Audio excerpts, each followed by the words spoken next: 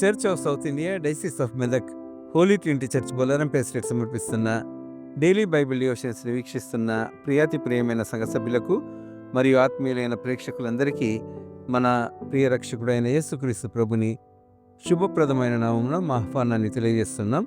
నేటి కార్యక్రమంలో మన సంఘ సభ్యులు శ్రీమతి క్లారిసా క్రిస్టిన్ ఫిలిప్ గారు God's calling to man for his services, దేవుడు తన పరిచర్య కొరకు మానవుని పిలుచుట అనే అంశంపై వినిపిస్తున్న దైవ సందేశాన్ని విందాం. సందేశాన్ని ఆవిష్కరించే భక్తి గీతం ముందుగా.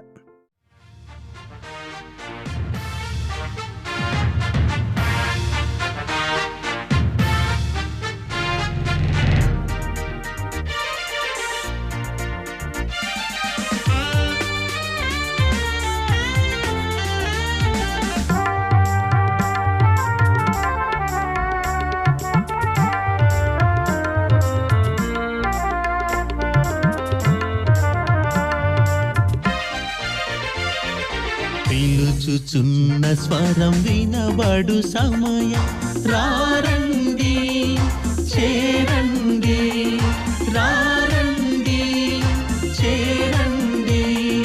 పిలువబడిన వారధికం అధికం, లోబడిన వారు కొందరు. పిలుచుచున్న స్వరం వినబడు సమయం, రారండి చేరండి, రారండి చేరండి.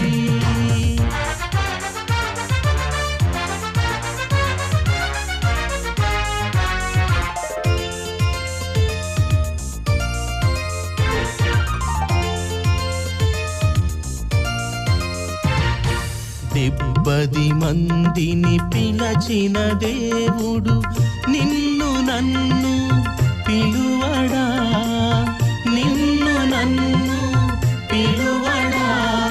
బర్నబ పౌలును సంఘము ద్వారా పిలచెను, వారిని ప్రత్యేకించెను. పిలుచుచున్న స్వరం వినబడు సమయం, రారండి చేరండి, రారండి చేరండి.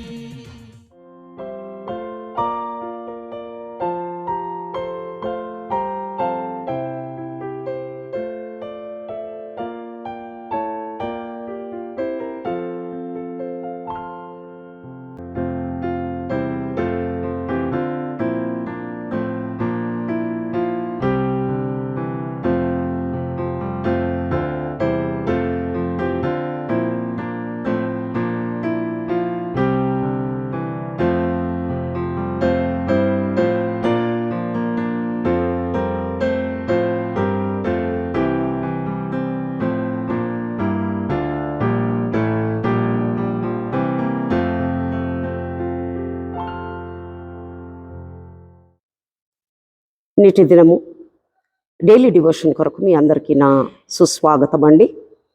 మీకు అందరికీ శుభం కలుగునుగాక. ఈ రోజున God's calling to man for his service లేక మిషన్ ఆర్ మినిస్ట్రీ అని మనం చెప్పగలుగుతాం. దేవుడు తన పరిచర్య కొరకు మానవుని పిలుచుట. వాక్యమును ధ్యానించక ముందు ప్రార్థన చేసుకుందాం. అత్యున్నత సింహాసనాసీనుడా, నా రాజా, నా దేవా, నీకు స్తుతులు చెల్లిస్తుంటున్నాను ప్రభా. అవును తండ్రి, నా నోటికి నోరై ఉండే ప్రభా, నా తండ్రి నీ సంఘంతో ఈరోజు మాట్లాడి మీరు మహిమ పొందుకోమని యేసునామం నడుచున్నాను తండ్రి. ఆమేన్, ఆమేన్, ఆమేన్. ఈరోజు దేవుడు తన పరిచర్య కొరకు మానవుని పిలుచుట. ఇక్కడ నేను ఈరోజు ఇద్దరు వ్యక్తుల గురించి నేను చెప్పబోతున్నాను. మొట్టమొదటిగా మరి ఒక వ్యక్తి గురించి నేను మాట్లాడబోతున్నాను.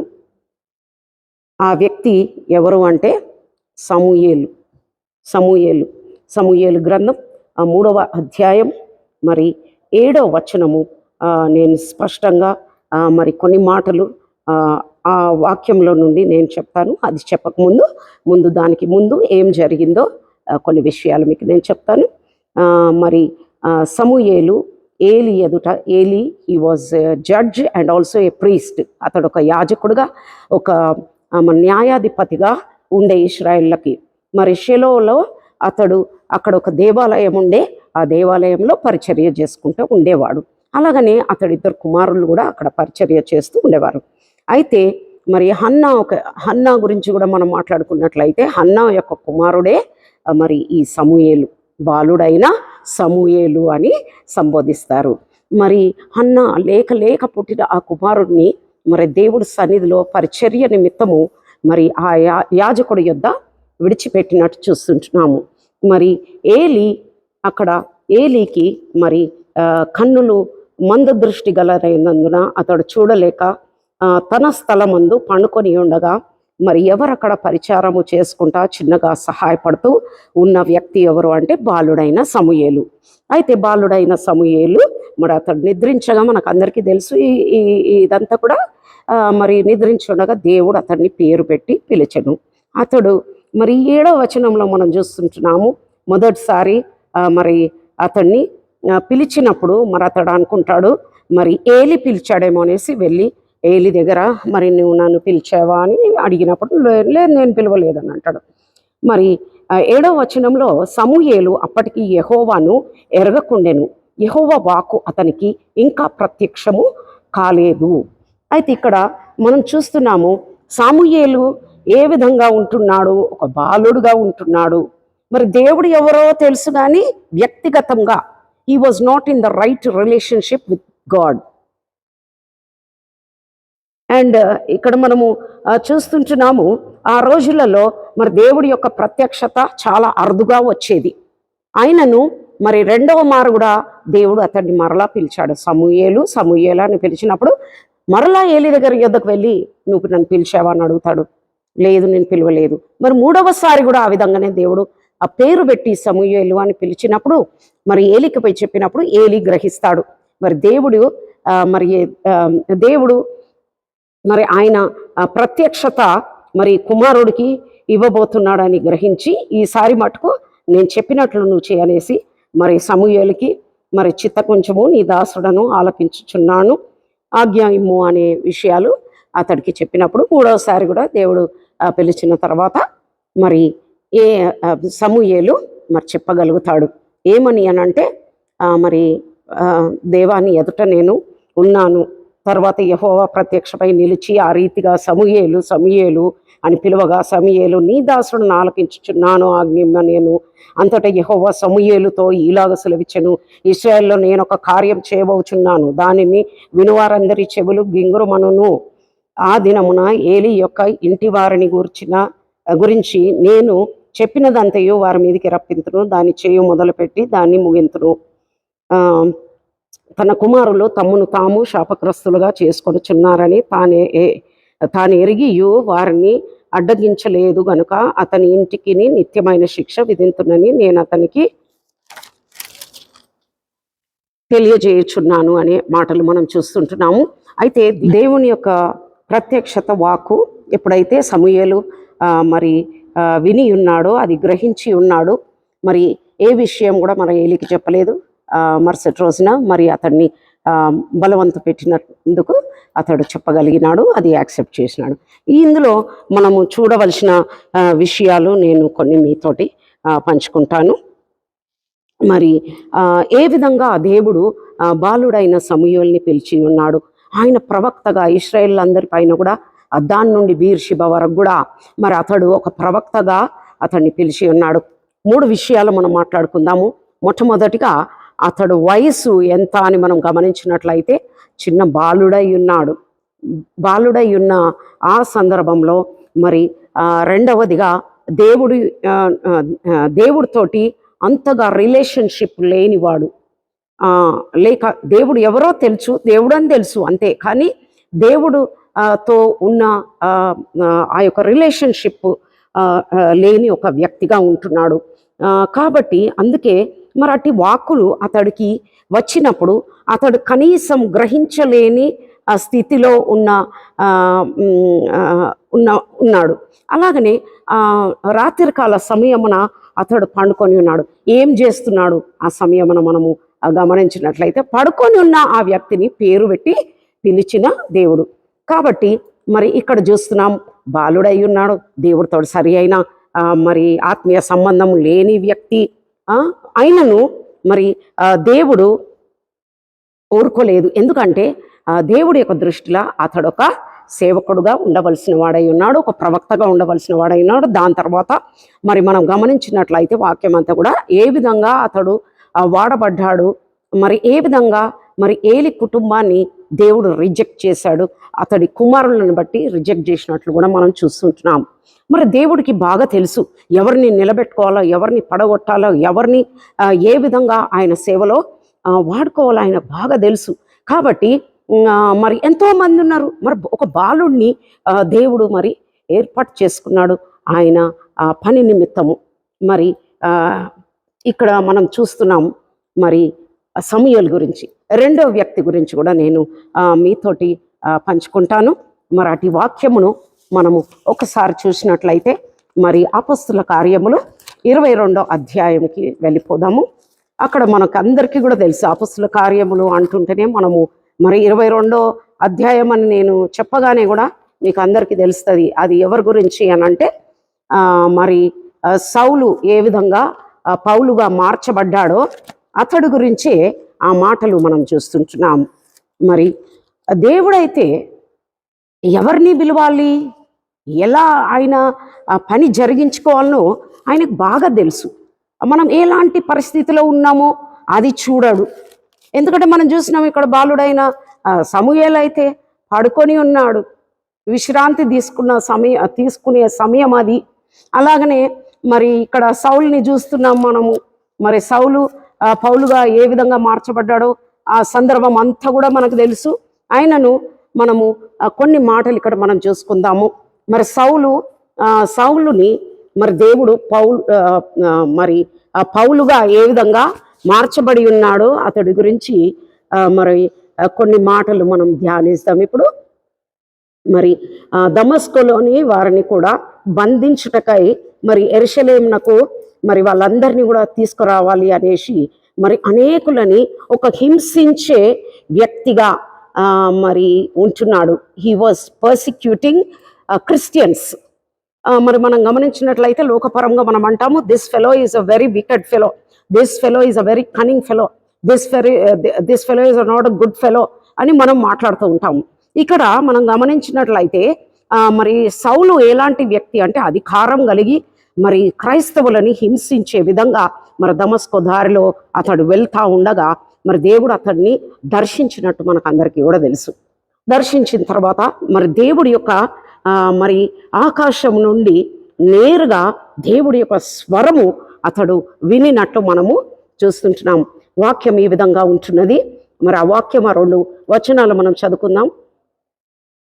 నేను ప్రయాణం చేయుచు దమస్కునకు సమీపించినప్పుడు మధ్యాహ్న కాలమందు ఆకాశం నుండి గొప్ప వెలుగు అకస్మాత్తుగా నా చుట్టూ ప్రకాశించెను. నేను నేల మీద పడి సౌలా సౌలా నీవెందుకు నన్ను హింసించుచున్నావని నాతో ఒక స్వరం పిలుచుట వింటిని.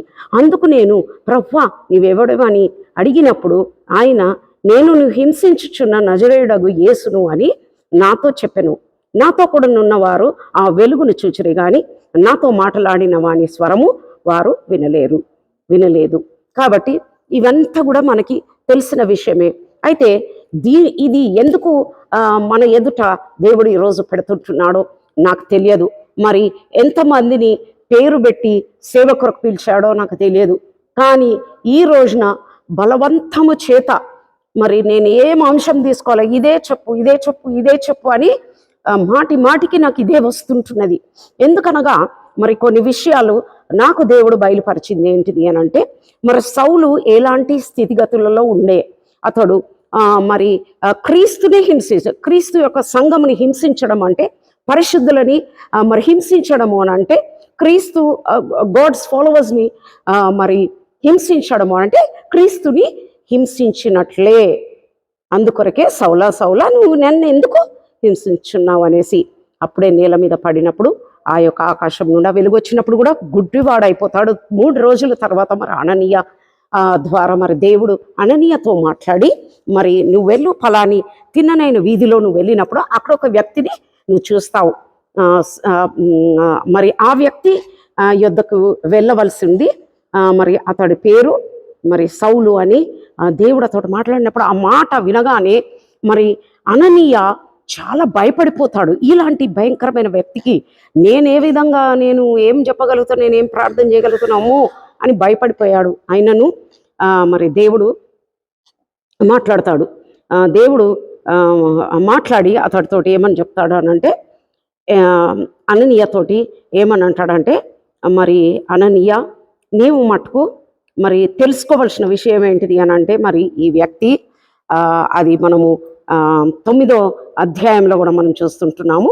మరి అక్కడ దేవుడు మాట్లాడుతూ ఏమంటాడంటే, ఈయన నేను ఏర్పరచుకున్న సాధనమై ఉన్నాడు అని చెప్తాడు. ఆ విధంగా మరి దాని తర్వాత అతడు కొరకు అననీయ ప్రార్థించినప్పుడు అతడు మరలా మరి అతడి మీద పరిశుద్ధాత్మ దిగి వచ్చినప్పుడు అతడు కంటిలో నుండి మరి పొరలు రాలి అతడు పరిశుద్ధాత్మని పొందుకొని అలాగనే చూపు కూడా పొందుకున్న వాడై మరి దేవుడి కొరకు ఆ తర్వాత జీవించగలిగినాడు.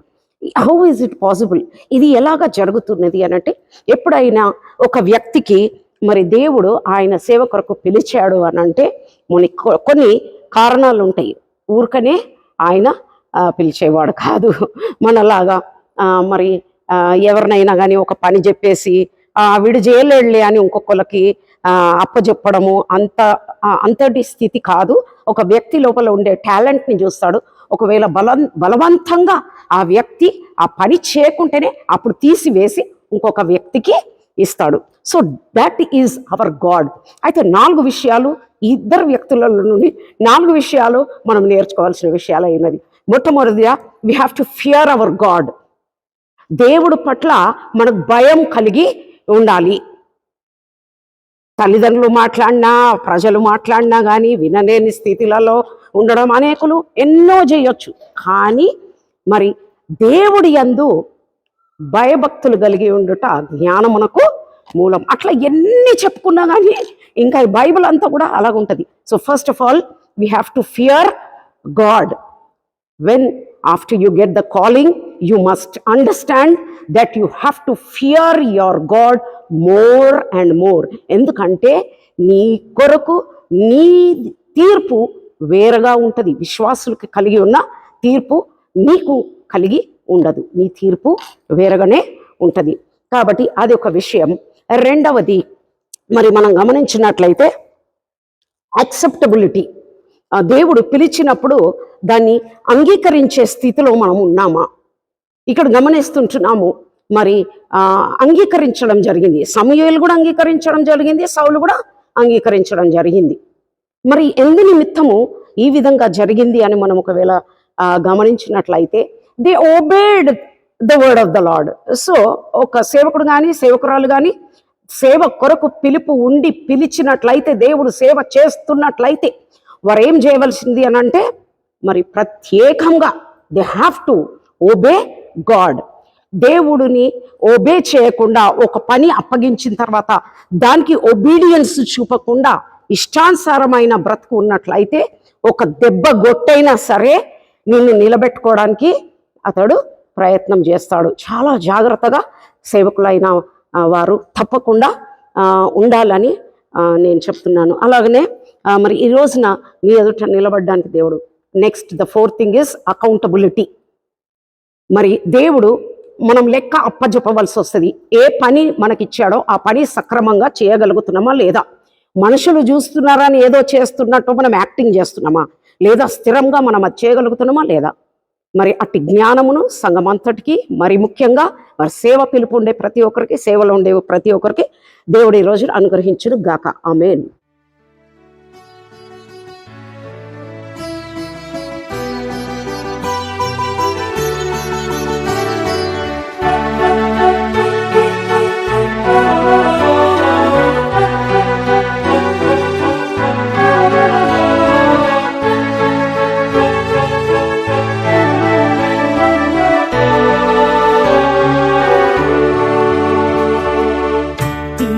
క్రీస్తు మరల నిన్నే పలుకవేమి ప్రియాయని, పిలిచే క్రీస్తు మరల నిన్నే పలుకవేమి